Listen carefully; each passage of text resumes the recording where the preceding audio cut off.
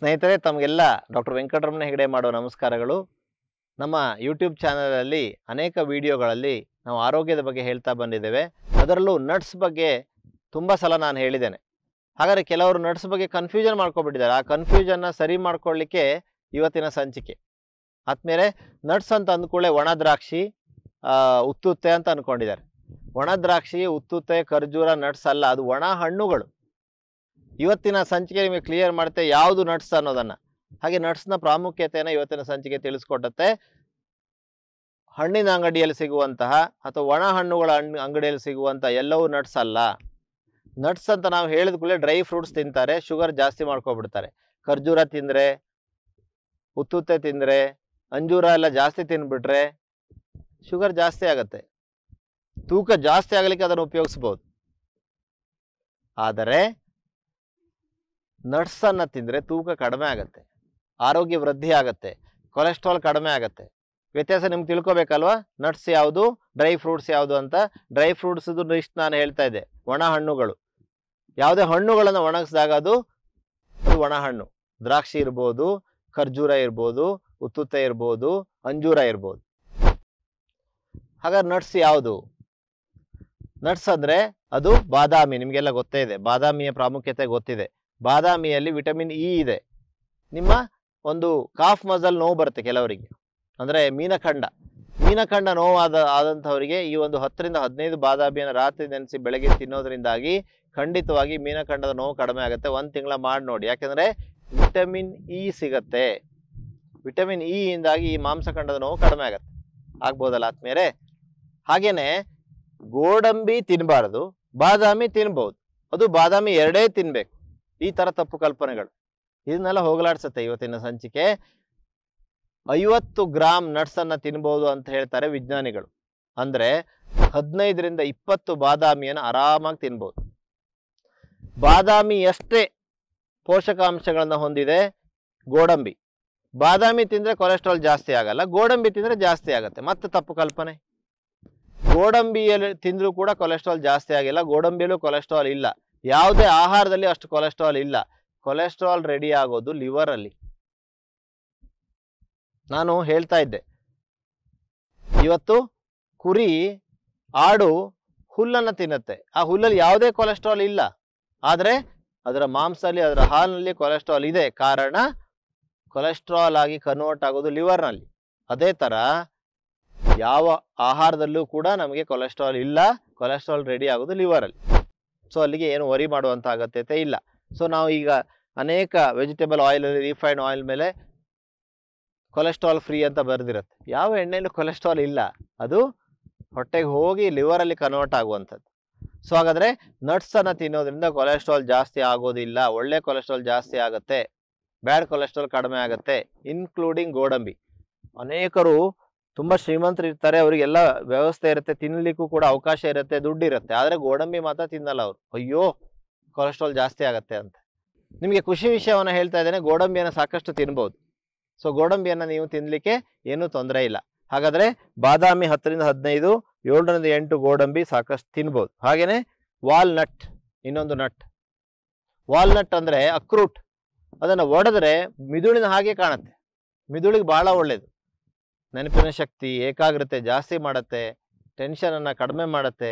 ಮಿದುಳಿನಲ್ಲಿರುವಂತಹದ್ದು 70% fat ಕಡಿಮೆ ತಿಂದ್ರೆ, nuts ಅನ್ನ ಕಡಿಮೆ ತಿಂದ್ರೆ ಮಿದುಳು ವರ್ಕ್ ಆಗೋದೇ ಇಲ್ಲ. ಅಂದ್ರೆ ನಾವು ಡಲ್ ಆಗಿರ್ತೀವಿ. ನೀವು ನಟ್ಸ್ ಅನ್ನ ಜಾಸ್ತಿ ತಿನ್ನಿ, ಲವಲವಿಕಿಂದ ಖುಷಿಯಿಂದ ಇರ್ಬೋದು, ಮಾನಸಿಕ ಒತ್ತಡವನ್ನ ಹತೋಟಿ ಮಾಡ್ಕೋಬಹುದು. ಆಗ್ಬೋದಲ್ಲ ಆತ್ಮೀಯರೇ? ಹಾಗಾದ್ರೆ ದಿನಕ್ಕೆ 1 ಅಥವಾ 2 ವಾಲ್ನಟ್ ಅನ್ನ ತಿನ್ಬೇಕು. ಇಲ್ಲೂ ಒಂದು ಸೀಕ್ರೆಟ್ ಅಡಗಿದೆ. ಅನೇಕ ಸೀಕ್ರೆಟ್ ಅನ್ನ ನಮ್ಮ ಸಂಚಿಕೆಗಳಲ್ಲಿ ನಿಮ್ಗೆ ಹೇಳ್ಕೊಡ್ತಾ ಇದ್ದೇವೆ. ಈ ಒಡೆದ ವಾಲ್ನಟ್ ಬರುತ್ತೆ, ರೆಡಿ ಆಗಿರೋದು, ಪ್ಯಾಕ್ ಆಗಿರೋದು.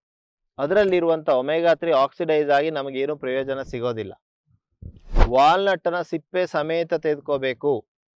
ಸಿಪ್ಪೆ ಸಮೇತ ತೆಗೆದುಕೊಂಡಂತ ವಾಲ್ನಟ್ ಅನ್ನ ಅಡುಗೆ ಮನೆಯಲ್ಲಿ ಒಂದು ಕಲ್ಲಲ್ಲಿ ಒಡೆದು ಜಸ್ಟ್ ಹೀಗೆ ಮಾಡಿದ್ರೆ ಒಡಿಬೇಕು. ಒಳಗಡೆ ಇರುವಂತ ವಾಲ್ನಟ್ ಅನ್ನು ತಿನ್ಬೇಕು, ಮಕ್ಕಳಿಗೆ ಕೊಡ್ಬೇಕು. 2 ವರ್ಷ ಅಥವಾ ತಿನ್ಲಿಕ್ಕೆ ಯಾರಿಗೆ ಆಗತ್ತೆ, ಅಷ್ಟು ಸಣ್ಣ ಮಕ್ಕಳಿಂದ ಹಿಡಿದು ವೃದ್ಧರವರಿಗೆ ಎಲ್ರಿಗೂ 1 ಅಥವಾ 2 ವಾಲ್ನಟ್ ಅನ್ನ ಕೊಡ್ತಾ ಬಂದ್ರೆ ಮಾನಸಿಕ ಒತ್ತಡ ಕಡಿಮೆ ಆಗತ್ತೆ, ಗುಡ್ ಫ್ಯಾಟ್ ಜಾಸ್ತಿ ಆಗತ್ತೆ, ಕೊಲೆಸ್ಟ್ರಾಲ್ ನಾರ್ಮಲ್ ಆಗತ್ತೆ, ಹೃದಯಕ್ಕೆ ಒಳ್ಳೇದು, ಚರ್ಮಕ್ಕೆ ಒಳ್ಳೇದು. ವಾಲ್ನಟ್ ಇಂದ ತುಂಬಾ ಪ್ರಯೋಜನ ಇದೆ. ಸಾಕಷ್ಟು ಮೆಗ್ನೀಷಿಯಂ ಇದೆ, ಸೆಲೆನಿಯಂ ಇದೆ, ಜಿಂಕ್ ಇದೆ, ಈ ಥರದ ಪೋಷಕಾಂಶ ಇದೆ. ಕೂದಲು ಆರೋಗ್ಯ ಜಾಸ್ತಿ ಆಗಬೇಕಾ, ಕೂದಲು ಒಳ್ಳೆ ಕಪ್ಪಾಗಬೇಕಾ, ಕೂದಲಿನ ಒಂದು ಉದುರುವಿಕೆ ಕಡಿಮೆ ಆಗಬೇಕಾ, ಹಾಗಾದರೆ ಈ ಒಂದು ವಾಲ್ನಟ್ ಹಾಗೂ ನಟ್ಸನ್ನು ತಿನ್ನಿ. 50 gram nuts are allowed according to science. ಅಂದರೆ ವೈಜ್ಞಾನಿಕವಾಗಿ 50 ಗ್ರಾಮ್ ನಟ್ಸನ್ನು ಒಬ್ಬ ಮನುಷ್ಯ ಪ್ರತಿನಿತ್ಯ ತಿನ್ನಬಹುದು ಅಂತ ಹೇಳಿದೆ. ಅತಿ ಆದರೆ ಅಮೃತ ವಿಷ, ಒಳ್ಳೇದು ಅಂತೇಳಿ ಇಷ್ಟು ತಿನ್ನೋದಲ್ಲ. ಸೊ ಅಲ್ಲಿಗೆ ಬಾದಾಮಿ, ಗೋಡಂಬಿ, ವಾಲ್ನಟ್, ನೆಕ್ಸ್ಟ್ ಇರೋದು ಪಿಸ್ತಾ. ಪಿಸ್ತಾ ಅಂದರೆ ಸಾಲ್ಟೆಡ್ ಪಿಸ್ತಾ ಬರುತ್ತೆ. ಸಾಲ್ಟೆಡ್ ಪಿಸ್ತಾವನ್ನು ತಿಂದರೆ ಅದು ಒಳ್ಳೇದಲ್ಲ, ಬಿಕಾಸ್ ಅದರಲ್ಲಿರುವಂಥ ಉಪ್ಪು ನಮ್ಮ ರಕ್ತನಾಳಗಳನ್ನು ಗಡಸು ಮಾಡುತ್ತೆ. ಹೆಚ್ಚಾದಂಥ ಉಪ್ಪು ಮಾರಕ, ಉಪ್ಪು ನಮಗೆ ಜಾಸ್ತಿ ಬೇಡ. ಸೊ ಹೀಗಾಗಿ ಸಾಲ್ಟೆಡ್ ಪಿಸ್ತಾ ಬೇಡ, ಅನ್ಸಾಲ್ಟೆಡ್ ಪಿಸ್ತಾ ಅಂದರೆ ಸಾಲ್ಟ್ ಇಲ್ಲದೆ ಇರುವಂಥ, ಉಪ್ಪು ಇಲ್ಲದೆ ಇರುವಂಥ ಪ್ಲೇನ್ ಪಿಸ್ತಾ ಸಿಗುತ್ತೆ. ಅದನ್ನು ತೊಗೊಂಡು ನೆನ್ಸನ್ನು ತಿನ್ನಿ, ಹಾಗೇನು ತಿನ್ನಿ, ತೊಂದರೆ ಇಲ್ಲ. ರೋಸ್ಟ್ ಮಾಡ್ಕೊಂಡು ಬೇಕಾದ್ರೂ ತಿನ್ನಿ. ಓಕೆ, ಅಲ್ಲಿಗೆ ಏನೇನಾಯಿತು? ಬಾದಾಮಿ, ಗೋಡಂಬಿ, ವಾಲ್ನಟ್, ಪಿಸ್ತಾ, ಇದೆಲ್ಲವೂ ಕೂಡ ನಟ್ಸ್. ಮತ್ತು ಫಾರಿನಲ್ಲಿ ಹೇಸಲ್ ನಟ್ ಅಂತ ಬರುತ್ತೆ, ಇಂಡಿಯಾದಲ್ಲಿ ಜಾಸ್ತಿ ಸಿಗಲ್ಲ. ಈ ಥರ ನಟ್ಸನ್ನು ನಾವು ತೆಗೆದುಕೊಳ್ಬೋದು. ಇನ್ನು ಮತ್ತೊಂದು, ಈಗ ಶ್ರೀಮಂತರಿಗೆ ಎಲ್ಲ ಆಯ್ತು, ಇದು ಬಡವರು ಇಷ್ಟು 800 ರೂಪಾಯಿ 600 ರೂಪಾಯಿ ಕೆಜಿ ಕೊಟ್ಟು ಎಲ್ಲಿ ತಗೊಳ್ಳಿಕ್ಕಾಗತ್ತೆ. ಸೊ ಬಡವರಿಗೆ, ಮಧ್ಯಮ ವರ್ಗದವರಿಗೆ ಯಾವ ನಟ್ಸನ್ನು ತಿನ್ನಬೇಕು ಹಾಗಾದರೆ ಅಂತ ಹೇಳಿ ನೀವು ಕೇಳ್ಬೋದು. ಸೊ ಬಡವರ ಬಾದಾಮಿ, ಕಡಲೆಕಾಯಿ ಬೀಜ ಅಥವಾ ಶೇಂಗಾ, ಇದು ಕೂಡ ನಟ್ಸೇ. ಸೊ ಒಂದು ದಿವಸ ರೋಸ್ಟ್ ಮಾಡಿ, ಒಂದು ದಿವಸ ಬೇಯಿಸಿ, ಒಂದು ದಿವಸ ನೀರಲ್ಲಿ ನೆನೆಸಿ 50 ಗ್ರಾಮ್ನಷ್ಟು ಅಂದರೆ 1 kg ತೊಗೊಂಡು ಬಂದರೆ 20 ರಿಂದ 30 ದಿವಸ ಖಾಲಿ ಮಾಡಬೇಕು. ಅಷ್ಟು ನಟ್ಸನ್ನು ತಿನ್ಬೋದು. ಇದು ಪಿತ್ತ ಮಾಡಿಬಿಡುತ್ತೆ ಅಂತ ಅಂದ್ಕೊಳ್ತಾರೆ. ಬೇಯಿಸಿ ತಿಂದಾಗ ಅಷ್ಟೆಲ್ಲ ಪಿತ್ತ ಮಾಡೋದಿಲ್ಲ. ನೀವು ಪಿತ್ತ ಆದರೆ ಸ್ವಲ್ಪ ಸ್ವಲ್ಪ ತಿನ್ನಿ, ಆಮೇಲೆ ಜಾಸ್ತಿ ಮಾಡ್ಕೊಳ್ಳಿ. ಸೊ ಹಾಗಾದರೆ ಬಡವರ ಬಾದಾಮಿ, ಶೇಂಗಾವನ್ನು ಕೂಡ ಪ್ರತಿನಿತ್ಯ ನಾವು ಸೇವಿಸ್ತಾ ಬರೋಣ. ನಮ್ಮ ಅಡುಗೆಯಲ್ಲಿ ಜಾಸ್ತಿ ಬಳಸೋಣ. ಶೇಂಗಾ ಎಣ್ಣೆಯ ಬಗ್ಗೆ ನಿಮಗೆ ಒಂದು ದಿವಸ ನಾನು ವಿವರವಾಗಿ ಹೇಳಲಿಕ್ಕಿದ್ದೇನೆ. ಶೇಂಗಾ ಎಣ್ಣೆ ಕೂಡ ನಮ್ಮ ಆರೋಗ್ಯಕ್ಕೆ ಒಳ್ಳೆಯದು. ಗಾಣದಲ್ಲಿ ಮಾಡಿಸೋಂಥ ಶೇಂಗಾ ಎಣ್ಣೆಯನ್ನು ನಾವು ಉಪಯೋಗಿಸಿದ್ರೆ ಅದು ನಮ್ಮ ಆರೋಗ್ಯವನ್ನು ಹೆಚ್ಚು ಮಾಡುತ್ತೆ. ವಿಟಮಿನ್ ಇ ಅದರಲ್ಲಿ ಸಾಕಷ್ಟಿದೆ, ಅನೇಕ ನ್ಯೂಟ್ರಿಯೆಂಟ್ಸ್ ಇದೆ, HDL ಜಾಸ್ತಿ ಮಾಡುತ್ತೆ.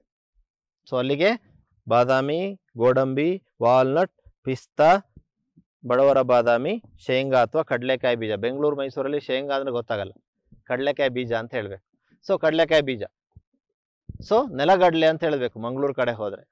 ಸೊ ಹೀಗೆ ಆಯಾ ಪ್ರದೇಶದಲ್ಲಿ ಭಾಷೆ ವೇರಿಯೇಷನ್ ಆಗುತ್ತೆ. ಸೊ ಅವರೆಲ್ಲರಿಗೂ ಅರ್ಥ ಆಗಲಿ ಅಂತೇಳಿ ಎಲ್ಲ ಭಾಷೆಯಲ್ಲೂ ನಾನು ಹೇಳಿದ್ದೇನೆ, ಅಂದರೆ ನಮ್ಮ ಕರ್ನಾಟಕದ ರೀಜ್ನಲ್ ಬೇರೆ ಬೇರೆ ಏರಿಯಾದ ಭಾಷೆಯಲ್ಲಿ. ಸೊ ಇದನ್ನು ನಾವು ಅರ್ಥಕೊಂಡು ನಟ್ಸನ್ನು ಪ್ರತಿನಿತ್ಯ 50 ಗ್ರಾಮ್ ತಿಂತಾ ಬಂದರೆ ನಮ್ಮ ಒಳ್ಳೆ ಕೊಲೆಸ್ಟ್ರಾಲ್ ಜಾಸ್ತಿ ಆಗುತ್ತೆ, ಕೆಟ್ಟ ಕೊಲೆಸ್ಟ್ರಾಲ್ ಕಡಿಮೆ ಆಗುತ್ತೆ, ನಮಗೆ ಪ್ರೋಟೀನ್ ಸಿಗುತ್ತೆ, ನಮಗೆ ಗುಡ್ ಫ್ಯಾಟ್ ಸಿಗುತ್ತೆ, ನೂರಾರು ರೀತಿಯ ಪೋಷಕಾಂಶಗಳು ಸಿಗುತ್ತೆ, ಅನೇಕ ರೀತಿಯ ಫೈಟೋನ್ಯೂಟ್ರಿಯೆಂಟ್ಸ್ ಸಿಗುತ್ತೆ, ಆ್ಯಂಟಿ ಆಕ್ಸಿಡೆಂಟ್ಸ್ ಸಿಗುತ್ತೆ, ನಮ್ಮ ಏಜು ಜಾಸ್ತಿ ಆಗುತ್ತೆ. ವಯಸ್ಸು ಹೆಚ್ಚಾಗಲಿಕ್ಕೆ ಇರುವಂಥ ಏಕೈಕ ಒಂದು ಉದಾಹರಣೆ ಮೂಲಕ ಹೇಳಿಬಿಡ್ತೇನೆ. ಅಮೇರಿಕಾದಲ್ಲಿ ಅತಿ ಹೆಚ್ಚು ಬದುಕ್ತಾ ಇರುವಂತಹ ಒಂದು ಕಮ್ಯುನಿಟಿ ಅಂದರೆ ಒಂದು ಜನಾಂಗವನ್ನು ಹುಡುಕ್ಲಿಕ್ಕೆ ಹೊರಟರು ವಿಜ್ಞಾನಿಗಳು. 7th ಡೇ ಅಡ್ವೆಂಚರಿಸ್ಟ್ ಅಂತ ಒಂದು ಕ್ರಿಶ್ಚಿಯನ್ ಕಮ್ಯುನಿಟಿ ಅವರಿಗೆ ಸಿಕ್ತು. ಅವ್ರ ಹೆಸರೇನು? 7th day ಅಡ್ವೆಂಚರಿಸ್ಟ್. ಸೊ ಇವರನ್ನು ಅವರು ಸ್ಟಡಿ ಮಾಡಿದಾಗ ಇವರು ಪ್ಯೂರ್ ಸಸ್ಯಾಹಾರಿಗಳು. ಅಮೆರಿಕದಲ್ಲಿ ಎಲ್ಲ ಕ್ರಿಶ್ಚಿಯನ್ರು ಎಲ್ಲರೂ ಮಾಂಸಾಹಾರಿಗಳೇ, ಆದರೆ ಈ ಒಂದು ಗುಂಪು ಪ್ಯೂರ್ ಸಸ್ಯಾಹಾರಿಗಳು. ಇವರ ಆಹಾರವನ್ನು ಸ್ಟಡಿ ಮಾಡಿದ್ರೆ ಅವರು ಬೆಣ್ಣೆಯನ್ನು, ಅವರು ನಟ್ಸನ್ನು ಜಾಸ್ತಿ ತಿನ್ನೋದನ್ನು ಗಮನಿಸಿದರು. ಮೇನ್ ಅವರ ಆಹಾರ ನಟ್ಸು, ಗೋಡಂಬಿ, ಬಾದಾಮಿ, ಪಿಸ್ತಾ, ಈ ಥರದ ನಟ್ಸ್. ಸೊ ಅಲ್ಲಿಗೆ ಅತಿ ಹೆಚ್ಚು ಆಯಸ್ಸು ನೀವು ಹೊಂದಬೇಕಾ? ಹಾಗಾದರೆ ಪರ್ ಡೇ 50 ಗ್ರಾಮ್ಸ್ ನಟ್ಸನ್ನು ಸೇವಿಸಿ. ಐ ಥಿಂಕ್ ಇವತ್ತಿನ ನಮ್ಮ ಈ ಒಂದು ಸಂಚಿಕೆಯಲ್ಲಿ ನಟ್ಸ್ ಬಗೆಗಿರುವಂತಹ ಎಲ್ಲ ಸಂಶಯಗಳು ನಿವಾರಣೆ ಆಗಿದೆ. ಕೊಲೆಸ್ಟ್ರಾಲ್ ಜಾಸ್ತಿ ಆಗಲ್ಲ, ವೇಟ್ ಜಾಸ್ತಿ ಆಗಲ್ಲ, ಗೋಡಂಬಿ ತಿನ್ಬೋದು, ಬಾದಾಮಿ ಒಂದೇ ಅಲ್ಲ, ವಾಲ್ನಟ್ ತಿನ್ಬೋದು, ಶೇಂಗಾ ತಿನ್ಬೋದು, ಯಾವುದೇ ಭಯ ಇಲ್ಲ. ಸೊ ಇದ್ರ ಬಗ್ಗೆ ನಿಮಗೆ ಸಂಶಯ ಬಂದಲ್ಲಿ ಗೂಗಲ್ ಮಾಡಿ. ಇದು ಪ್ರತಿಯೊಂದು ನಾನು ಹೇಳಿದ ವಿಷಯದ ಬಗ್ಗೆ ನೂರಾರು ಸಂಶೋಧನೆಗಳಿದೆ. ಸೊ ಹಾಗಾಗಿ ಸಂಶೋಧನೆಗಳು ಆಧಾರಿತ ವಿಷಯವನ್ನೇ ನಿಮಗೆ ಹೇಳಿದ್ದೇನೆ. ಸತ್ಯವನ್ನು ಇದ್ದಿದ್ದನ್ನು ಇದ್ದಾಗೆ ನಿಮ್ಮ ಎದುರುಗಡೆ ಬಿಚ್ಚಿಟ್ಟಿದ್ದೇನೆ. ಸ್ವೀಕರಿಸಿ, ಜೊತೆಗೆ ನೀವು ಬೇರೆಯವರಿಗೂ ಕೂಡ ಪ್ರಸರಿಸಿ.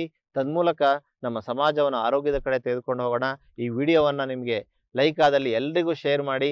ತನ್ಮೂಲಕ ನಮ್ಮ ಸಮಾಜಕ್ಕೆ ಒಳಿತು ಮಾಡೋಣ ಅಂತ ಹೇಳ್ತಾ, ನಾಳೆ ಇನ್ನು ಹೊಸ ಸಂಚಿಕೆಯೊಂದಿಗೆ, ಹೊಸ ವಿಷಯಗಳೊಂದಿಗೆ, ಹೊಸ ಮನೆಮದ್ದಿನೊಂದಿಗೆ, ಹೊಸ ಕ್ಲಾರಿಫಿಕೇಶನ್ ಅಂದರೆ ನಿಮ್ಮ ಡೌಟ್ಸ್ಗಳಿಗೆ ಉತ್ತರಗಳೊಂದಿಗೆ ನಾನು ಬರಲಿಕ್ಕಿದ್ದೇನೆ.